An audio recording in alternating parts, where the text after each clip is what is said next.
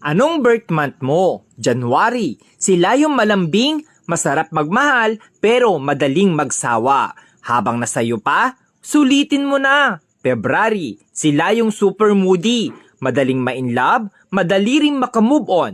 Sweet, ma-effort, lalo na pag mahal niya talaga. March. Sila yung malambot ang puso, madaling lambingin, masarap mahalin, pero grabe kung magalit, mabilis mag-move on.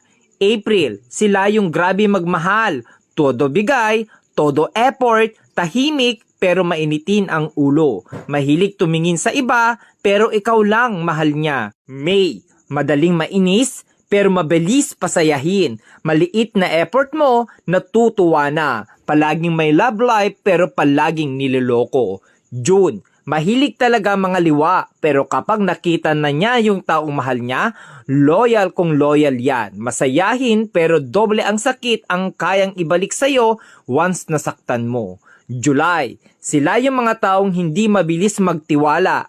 Handang masaktan, mapasaya ka lang. Slowly, iyakin, emotional, mahilig magtampo. August, joker, abnormal, pero may tinatagong problema. Masarap kasama, masayahin, hindi showy, sakto lang magmahal. September, stick to one. Loyal pero madalas lokohin kaya matigas ang puso. Masarap maglambing, mabait pero demonyo magalit. October, pag pinakita mong sa kanya ka lang at sayo lang din siya, pero pag niloko mo, mas maloko yan sayo. Mapang-asar pero siya yung napipikon. November, hindi mabilis magka-move on sa isang bagay. Marupok, madamdamin, umiiyak ng patago pero kakayanin. December, malibog, joker, mabait, loyal, di ka iiwan, sila rin yung ipaglalabang ka. Hindi sa kanila uso ang salitang suko.